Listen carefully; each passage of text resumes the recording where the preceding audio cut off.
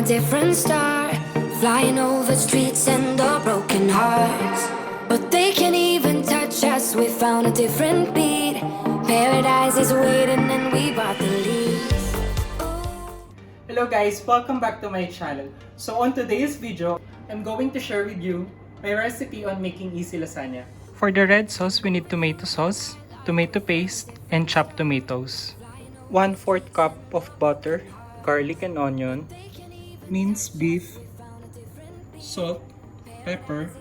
For the white sauce, I'm going to use cheesy bechamel powder and skimmed milk.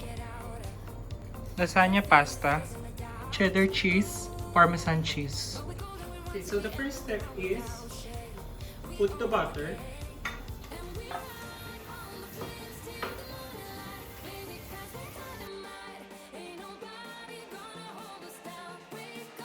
And then saute the onion.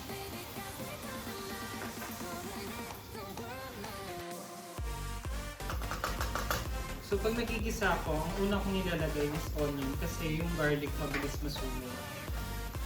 So igisa muna natin yung onion. Then pag medyo luto na yung onion, sunod naman natin yung garlic. Antayin lang din natin maluto yung garlic bago natin ilagay yung chopped tomato. So habang nagigisa na din ako for the red sauce, nagpapainit na din ako ng tubig para sa pasta mamaya. Then sunod na natin yung chopped tomatoes. So for this one, I just use canned chopped tomatoes. Pwede din kayong gumamit ng fresh tomatoes. Then after mag-isa yung garlic, onion, and chopped tomatoes, isunod naman natin yung minced beef. So for this one, pwede din kayong gumamit ng minced pork. So pwede nyo siyang paghaluin or pwede namang minced pork lang gamitin nyo. Ang best meat na gagamitin is beef para talagang maglasa yung sauce. Lagyan natin ng konting salt and pepper. So I just want to share with you guys, most of the people, pag nakikita nila ako, ang gusto nilang ipaluto sa akin is yung version ko ng lasagna. So I think masarap naman siya and most of the people like it. So yan, aantayin lang natin kumulo itong beef.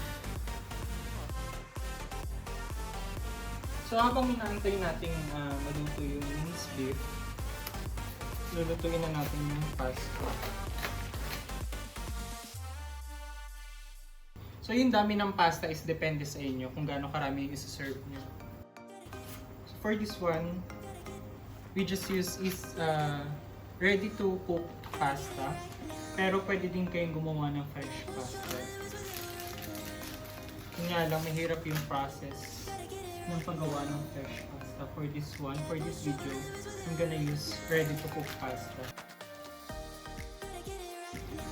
By the way guys, nalagay ko na nga pala yung tomato sauce and tomato paste. So gumamit ako ng 200 grams of tomato sauce and 70 grams of tomato paste. So hindi ko nakuhaan kanina, hindi ko siya na video kasi nagkaroon lang ng technical difficulties, pero ngayon okay na. Papakita ko sa inyo kung ano na yung itsura. So ngayon, yan na yung itsura niya. So since luto na yung red sauce natin, adjust na lang natin yung lasa by putting salt and pepper. So bago nyo siya lagyan ng salt and pepper, tikman nyo muna siya para malaman nyo kung saan nyo siya i-adjust.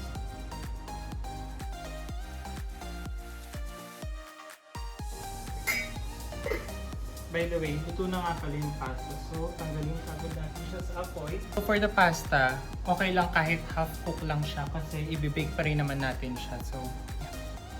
So, since luto na yung red sauce natin, ang huli natin i-add is yung fresh basil.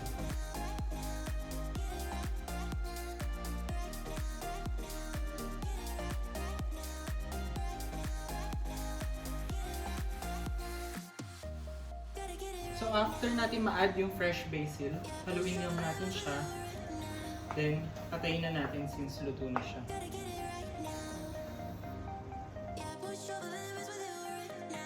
So pagkaluto ng red sauce, iset aside muna natin siya.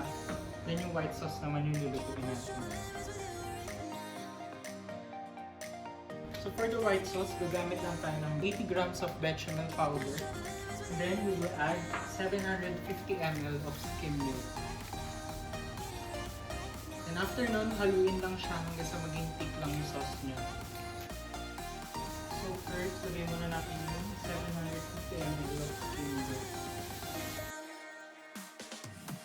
So pag kumukulo na yung skimmed milk, doon na natin ilalagay yung bechamel powder.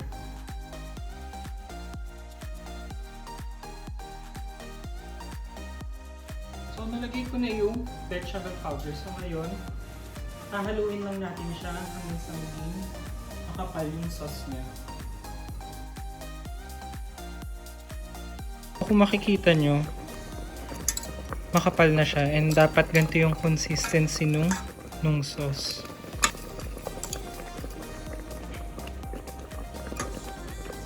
And that's it, luto na siya. So the next step naman na gagawin natin is i-layer naman natin yung white sauce, red sauce, tsaka yung pasta. So after maluto ng pasta, ng white sauce, tsaka ng red sauce, so i-layer na natin ngayon yung mga ingredients. So first layer is yung red sauce. So after ilagay yung red sauce, the second layer is yung pasta naman. So after pasta, isusunod naman natin yung bechamel sauce o yung white sauce. So i-repeat nyo lang yung steps pagkatapos nyo ilagay yung red sauce, yung pasta, tsaka yung white sauce.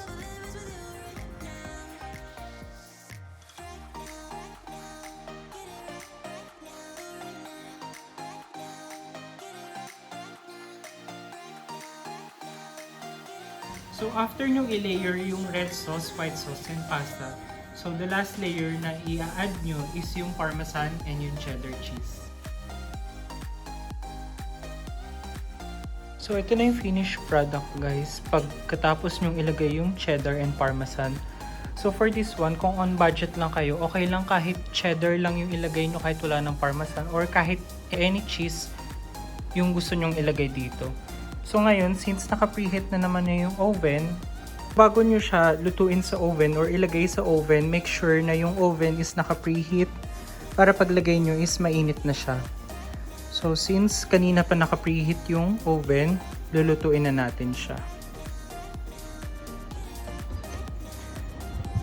So for this one, niluto ko lang siya ng 230. And oorasan natin siya ng 20 minutes muna.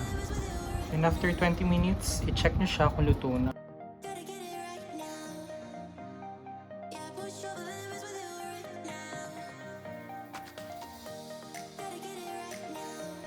That's it, guys. Thank you for watching. I hope you enjoyed this video.